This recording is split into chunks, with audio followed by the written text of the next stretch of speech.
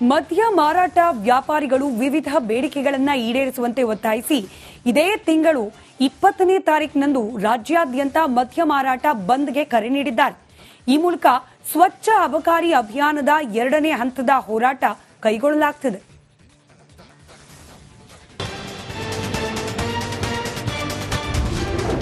ಸರ್ಕಾರದ ವಿರುದ್ಧ ಮದ್ಯ ಮಾರಾಟಗಾರರ ಸಮರ. ನವೆಂಬರ್ 20ರಂದು ರಾಜ್ಯದಾದ್ಯಂತ ಮದ್ಯ ಮಾರಾಟ ಬಂದ್. ಸುಮಾರು ವರ್ಷಗಳಿಂದ ಅಬಕಾರಿ ಇಲಾಖೆಯಲ್ಲಿ ಭ್ರಷ್ಟಾಚಾರ ತಾಂಡವವಾಡ್ತಾ ಇದೆ ಅನ್ನೋ ಆರೋಪ ಕೇಳಿ ಬರ್ತಾ ಇದೆ. ಹೀಗಾಗಿ ಮದ್ಯ ಮಾರಾಟಗಾರರ ಸಂಘ ನವೆಂಬರ್ 20ರಂದು ರಾಜ್ಯದಾದ್ಯಂತ ಮದ್ಯ ಮಾರಾಟ ಬಂದ್ಗೆ ಕರೆ ಕೊಟ್ಟಿದೆ. ಎಲ್ಲ ಸರ್ಕಾರಗಳ ಅವಧಿಯಲ್ಲಿ ವರ್ಗಾವಣೆ ಬಡ್ತಿ ನೀಡೋದಕ್ಕೆ ಅಬಕಾರಿ ಸಚಿವರು ಅಧಿಕಾರಿಗಳಿಂದ ಹಣ ವಸೂಲಿ ಮಾಡುತ್ತಿದ್ದಾರೆ. ಇದಕ್ಕೆ ಕಡಿವಾಣ ಹಾಕಬೇಕು ಅಂತ ಮದ್ಯ ಮಾರಾಟಗಾರರ ಸಂಘದ ಪ್ರಧಾನ ಕಾರ್ಯದರ್ಶಿ ಬಿ ಗೋವಿಂದರಾಜ ಹೆಗ್ಡೆ ಆರೋಪ ಮಾಡಿದ್ದಾರೆ. ಅನೇಕ ಬಾರಿ ಸರ್ಕಾರಕ್ಕೆ ಮನವಿ ಸಲ್ಲಿಸಿದ್ರೂ ಪ್ರಯೋಜನ ಆಗಿಲ್ಲ. ಹೀಗಾಗಿ ಮದ್ಯ ಮಾರಾಟಗಾರರ ಸಂಘ 2ನೇ ಹಂತದ ಪ್ರತಿಭಟನೆಗೆ ಮುಂದಾಗಿದೆ.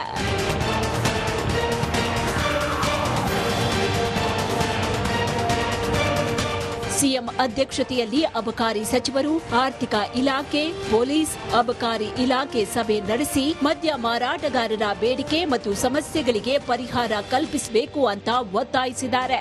ನಮ್ಮ ಬೇಡಿಕೆಗೆ ಸ್ಪಂದಿಸಿದ್ರೆ ಬಂದನ್ನ ಹಿಂಪಡಿತೇವೆ, ಇಲ್ಲವಾದ್ರೆ ನಾವು ಹೋರಾಟಕ್ಕೆ ಸಿದ್ಧ ಅನ್ನೋ ಎಚ್ಚರಿಕೆ ಕೊಟ್ಟಿದ್ದಾರೆ.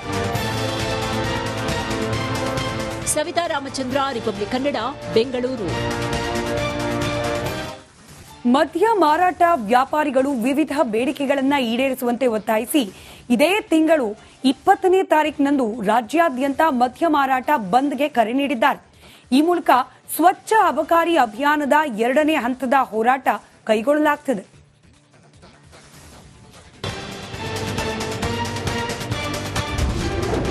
ಸರ್ಕಾರದ ವಿರುದ್ಧ ಮದ್ಯ ಮಾರಾಟಗಾರರ ಸಮರ. ನವೆಂಬರ್ 20ರಂದು ರಾಜ್ಯದಾದ್ಯಂತ ಮದ್ಯ ಮಾರಾಟ ಬಂದ್. ಸುಮಾರು ವರ್ಷಗಳಿಂದ ಅಬಕಾರಿ ಇಲಾಖೆಯಲ್ಲಿ ಭ್ರಷ್ಟಾಚಾರ ತಾಂಡವವಾಡ್ತಾ ಇದೆ ಅನ್ನೋ ಆರೋಪ ಕೇಳಿ ಬರ್ತಾ ಇದೆ. ಹೀಗಾಗಿ ಮದ್ಯ ಮಾರಾಟಗಾರರ ಸಂಘ ನವೆಂಬರ್ 20ರಂದು ರಾಜ್ಯದಾದ್ಯಂತ ಮದ್ಯ ಮಾರಾಟ ಬಂದ್ಗೆ ಕರೆ ಕೊಟ್ಟಿದೆ. ಎಲ್ಲ ಸರ್ಕಾರಗಳ ಅವಧಿಯಲ್ಲಿ ವರ್ಗಾವಣೆ ಬಡ್ತಿ ನೀಡೋದಕ್ಕೆ ಅಬಕಾರಿ ಸಚಿವರು ಅಧಿಕಾರಿಗಳಿಂದ ಹಣ ವಸೂಲಿ ಮಾಡುತ್ತಿದ್ದಾರೆ. ಇದಕ್ಕೆ ಕಡಿವಾಣ ಹಾಕಬೇಕು ಅಂತ ಮದ್ಯ ಮಾರಾಟಗಾರರ ಸಂಘದ ಪ್ರಧಾನ ಕಾರ್ಯದರ್ಶಿ ಬಿ ಗೋವಿಂದರಾಜ ಹೆಗ್ಡೆ ಆರೋಪ ಮಾಡಿದ್ದಾರೆ. ಅನೇಕ ಬಾರಿ ಸರ್ಕಾರಕ್ಕೆ ಮನವಿ ಸಲ್ಲಿಸಿದ್ರೂ ಪ್ರಯೋಜನ ಆಗಿಲ್ಲ. ಹೀಗಾಗಿ ಮದ್ಯ ಮಾರಾಟಗಾರರ ಸಂಘ 2ನೇ ಹಂತದ ಪ್ರತಿಭಟನೆಗೆ ಮುಂದಾಗಿದೆ.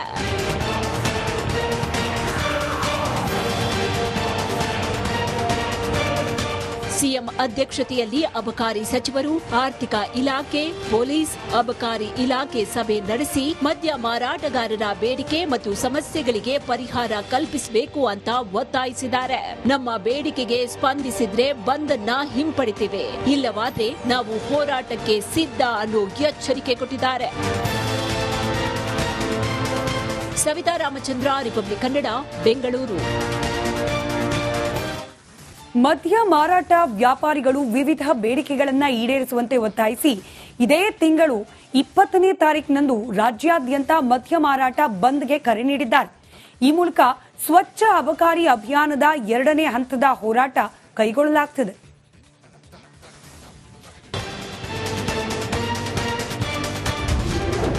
ಸರ್ಕಾರದ ವಿರುದ್ಧ ಮದ್ಯ ಮಾರಾಟಗಾರರ ಸಮರ.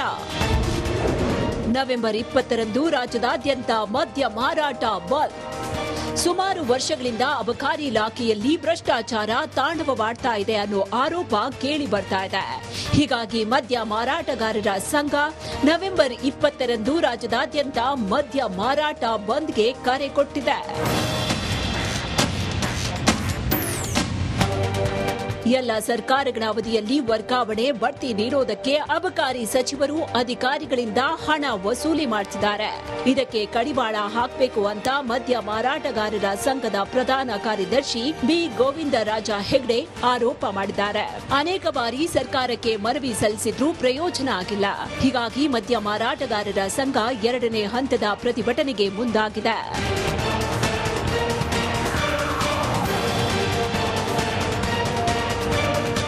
ಸಿಎಂ ಅಧ್ಯಕ್ಷತೆಯಲ್ಲಿ ಅಬಕಾರಿ ಸಚಿವರು, ಆರ್ಥಿಕ ಇಲಾಖೆ, ಪೊಲೀಸ್, ಅಬಕಾರಿ ಇಲಾಖೆ ಸಭೆ ನಡೆಸಿ ಮದ್ಯ ಮಾರಾಟಗಾರರ ಬೇಡಿಕೆ ಮತ್ತು ಸಮಸ್ಯೆಗಳಿಗೆ ಪರಿಹಾರ ಕಲ್ಪಿಸಬೇಕು ಅಂತ ಒತ್ತಾಯಿಸಿದ್ದಾರೆ.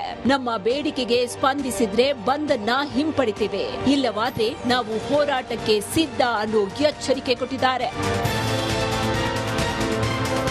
ಸವಿತಾ ರಾಮಚಂದ್ರ, ರಿಪಬ್ಲಿಕ್ ಕನ್ನಡ, ಬೆಂಗಳೂರು. ಮದ್ಯ ಮಾರಾಟ ವ್ಯಾಪಾರಿಗಳು ವಿವಿಧ ಬೇಡಿಕೆಗಳನ್ನು ಈಡೇರಿಸುವಂತೆ ಒತ್ತಾಯಿಸಿ ಇದೇ ತಿಂಗಳು 20ನೇ ತಾರೀಕಿನಂದು ರಾಜ್ಯಾದ್ಯಂತ ಮದ್ಯ ಮಾರಾಟ ಬಂದ್ಗೆ ಕರೆ ನೀಡಿದ್ದಾರೆ. ಈ ಮೂಲಕ ಸ್ವಚ್ಛ ಅಬಕಾರಿ ಅಭಿಯಾನದ 2ನೇ ಹಂತದ ಹೋರಾಟ ಕೈಗೊಳ್ಳಲಾಗುತ್ತದೆ.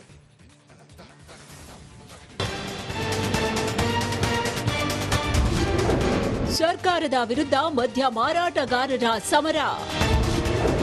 ನವೆಂಬರ್ 20ರಂದು ರಾಜ್ಯದಾದ್ಯಂತ ಮದ್ಯ ಮಾರಾಟ ಬಂದ್. ಸುಮಾರು ವರ್ಷಗಳಿಂದ ಅಬಕಾರಿ ಇಲಾಖೆಯಲ್ಲಿ ಭ್ರಷ್ಟಾಚಾರ ತಾಂಡವವಾಡ್ತಾ ಇದೆ ಅನ್ನೋ ಆರೋಪ ಕೇಳಿ ಬರ್ತಾ ಇದೆ.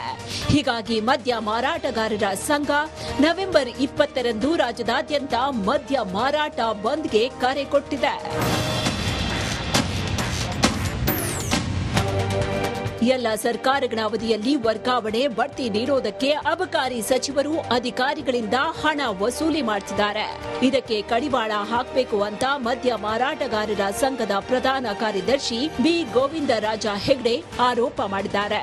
ಅನೇಕ ಬಾರಿ ಸರ್ಕಾರಕ್ಕೆ ಮನವಿ ಸಲ್ಲಿಸಿದ್ರೂ ಪ್ರಯೋಜನ ಆಗಿಲ್ಲ. ಹೀಗಾಗಿ ಮದ್ಯ ಮಾರಾಟಗಾರರ ಸಂಘ 2ನೇ ಹಂತದ ಪ್ರತಿಭಟನೆಗೆ ಮುಂದಾಗಿದೆ.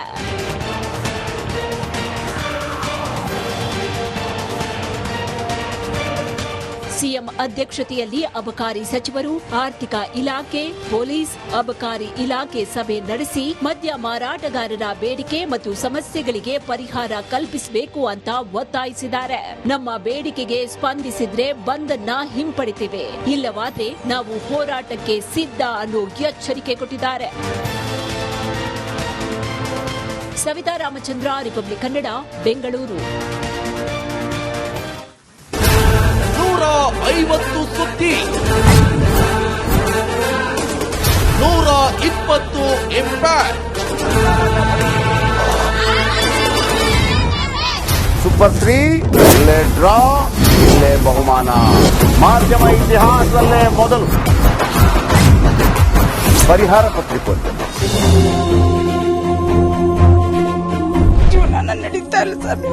ಗುರುಲಕ್ಷ್ಮಿನಿಲ್ಲ, ಪಿಂಚಣಿನಿಲ್ಲ, ಇದನ್ನೇ ಮಾಡಕ್ಕಾಗಿಲ್ಲ ಅಂತಂದ್ರೆ ಹಿಂಗೇನ್ ಮಾಡ್ತೀರಿ? ಬೇರೆ ಏನ್ ಕಳಿಸಿ ಆ ಸಮಸ್ಯೆಯನ್ನು ಪರಿಹರಿಸಿಕೊಡ್ಲಾಗ್ಬೋದು. ಒಬ್ಬ ಅಜ್ಜಿ, ಅವರು ವಿಕಲಚೇತನರು, ಯಾರತ್ರ ಹೇಳೋದು? ನಿಮ್ ಪ್ರಾಬ್ಲಮ್ ಏನಪ್ಪಾ ಅಂತ ಕೇಳೋದಕ್ಕೆ ಯಾರು ಇಲ್ವಲ್ಲ. ಆಗ ನಾವಿರ್ತೀವಿ, ನಾವಿರೋದೇ ನಿಮ್ಗಾಗಿ. ನಾನು ಇರುವವರೆಗೆ, ಅವರು ಇರುವವರೆಗೆ 1000 ರೂಪಾಯಿ ತಿಂಗಳು ಆಗ್ತೀನಿ. ಆದ್ರೆ ಈ ಕೆಲಸ ಇದೆಯಲ್ಲ, ಯಾವತ್ತೂ ಕೂಡ ಶಾಶ್ವತವಾಗಿ ನಮಗೊಂದು ಒಳ್ಳೆ ನೆನಪನ್ನ ಕೊಡುತ್ತೆ, ನಮ್ಮನ್ನ ಕಾಪಾಡುತ್ತೆ. 24 ಗಂಟೆಯಲ್ಲಿ ಅವರ ಬದುಕು ಬದಲಾಗಿ ಹೋಯಿತು. ನಾವು ರಿಪಬ್ಲಿಕ್ ಕನ್ನಡ, ನೇಷನ್ ಫಸ್ಟ್. ಸಮಾಜ ನಮಗೆ ಬಹಳ ಮುಖ್ಯವಾಗಿರುತ್ತೆ. ನಾವು ಆ ಜಾತಿ ಈ ಜಾತಿ ಅಂತ ನೋಡೋದಿಲ್ಲ. ಸಮಾಜದ ಕಟ್ಟ ಕಡೆ ವ್ಯಕ್ತಿ ಯಾರಿರ್ತಾನೆ, ಅದು ಯಾವುದೇ ಜಾತಿಯವನಾಗಿರ್ಬೋದು, ಯಾರು ಕಷ್ಟದಲ್ಲಿದ್ದಾನೆ ಅವನ ಪರವಾಗಿರ್ತಾನೆ. ಕನ್ನಡಕ್ಕೆ ಧನ್ಯವಾದ. ನಾವು 1 ವರ್ಷದ ನಿರ್ಭೀತ ಪತ್ರಿಕೋದ್ಯಮ ರಿಪಬ್ಲಿಕ್ ಕನ್ನಡ. ಇದು ನಿಮ್ಮ ಧ್ವನಿ.